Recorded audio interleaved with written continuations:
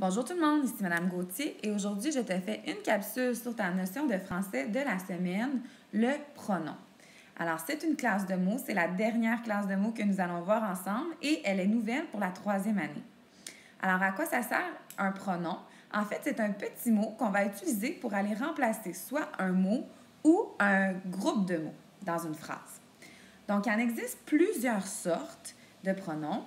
Par contre, en 3e année, nous, on va se concentrer sur les pronoms personnels, ou on va appeler ça aussi les pronoms de conjugaison.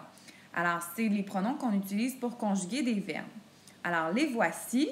Je, tu, il, elle, on, nous, vous, il au pluriel et elle au pluriel. Alors, si tu connais ces pronoms-là par cœur, ça va bien, tout est sous contrôle. Alors, de toute façon, tu vas les voir très souvent lorsque nous allons commencer à conjuguer des verbes. Alors, je vais te donner quelques exemples de comment on fait pour remplacer les pronoms dans les phrases. Donc, dans mon premier exemple, la tante de Jacob aime voyager. Alors, ici, ce que je vais faire, c'est que je vais aller repérer le sujet de ma phrase. Donc, souvent, il est devant le verbe. Alors, la tante de Jacob qui est devant le verbe aime. Ensuite de ça, je vais essayer de le remplacer par un des pronoms de conjugaison que je viens de te mentionner qui sont en haut ici. Alors, la tante de Jacob, c'est une fille et puis on peut le remplacer par le pronom elle. Alors, je peux remplacer la tante de Jacob par elle au singulier et ça donne elle aime voyager.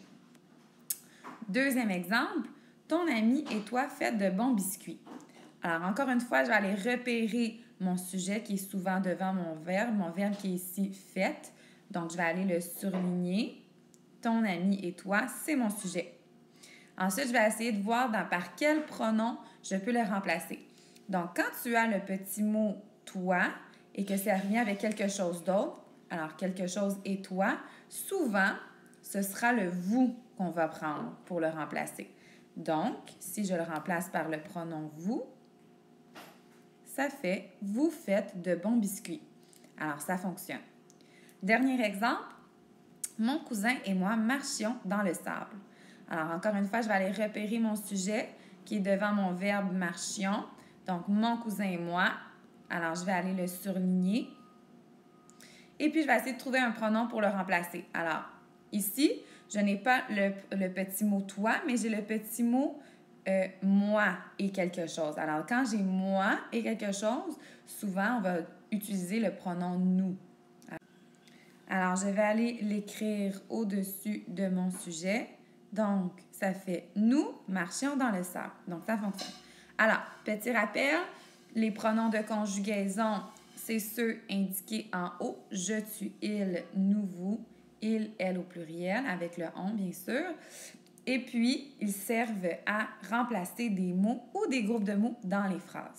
Alors, voilà pour ta petite vidéo. J'espère que ça t'a aidé et puis on se revoit bientôt. Bye!